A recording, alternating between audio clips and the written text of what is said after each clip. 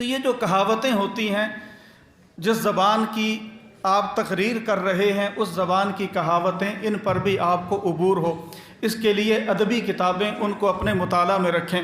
ہمارے بہت سے بزرگوں کی تحریریں، ان سے یہ چیزیں معلوم ہوتی ہیں کہ قلم میں بھی کاٹ تب پیدا ہوتی ہے کہ ان چیزوں پر گرفت ہو۔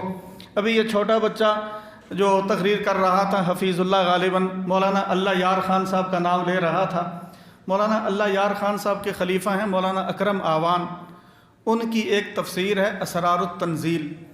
اس کا جو شروع کا حصہ ہے سورۃ بقرہ کا، جہاں اولئک هم المفلحون ہے، اس کے تحت عظمت صحابہ پر بڑی خوبصورت گفتگو ہے مولانا اکرم صاحب کی، کہ صحابہ وہ جن کے ایمان کو اللہ نے مثالی ایمان قرار دیا، اور جن کے قلوب کو مثالی قلوب، اور 5-6 آیات انہوں نے صحابہ کرام کے مناقب پر ذکر کی۔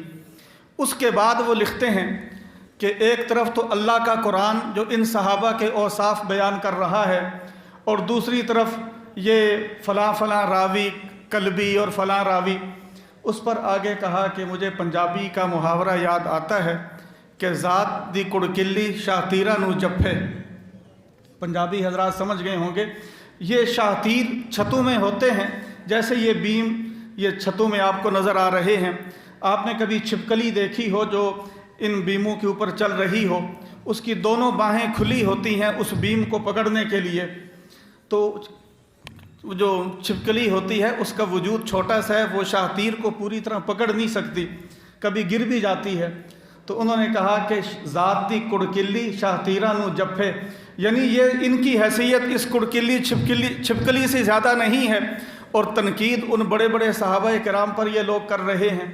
تو ذات دی کڑکلی شاہ تیرا نو جپھے۔ اسی طرح یہ جو قلم کی کاٹ، زبان کی کاٹ ہوتی ہے، یہ اس طرح کے جملوں سے پیدا ہوتی ہے، اور یہ جملے بھی سیکھنے پڑتے ہیں۔